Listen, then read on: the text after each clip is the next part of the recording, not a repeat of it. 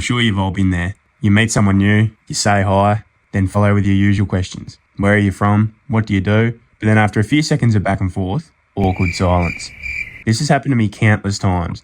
At work, meeting an old friend, or speaking to a stranger at a bar.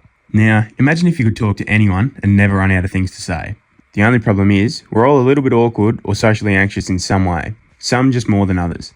I've personally worked my way down to almost no anxiety or awkwardness through the use of 3 methods. You see, at first, I thought I was just socially inept, or too shy, or even just not confident. So I thought, what is really going on? In wondering how 2 people could be so different in personalities, I realised it was a skill problem, not a confidence problem. I simply hadn't mastered the skill of talking to people. Through practice, trial and error, I realised the only 3 things you need are: Method 1, active listening. Most people think to be better at speaking, you need to speak more. But just like any other paradox, to improve your communication, you need to listen more.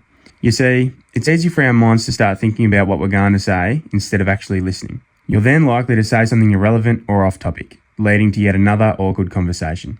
As the famous quote goes, most people don't listen with the intent to understand, they listen with the intent to reply. Method 2, find commonalities. To make a conversation flow, you need to find common ground. Similar backgrounds or interests will make 2 people click instantly.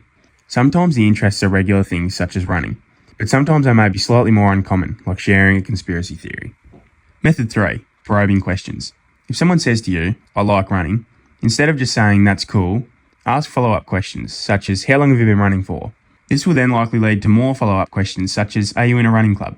You see, even if you don't care about running, you're creating the perception that you're genuinely interested, while also getting rid of any awkward silences. This will help the other person open up, letting the conversation flow. You see, the truth is, in life there's sometimes going to be awkward silences. You just need to learn to be comfortable in them.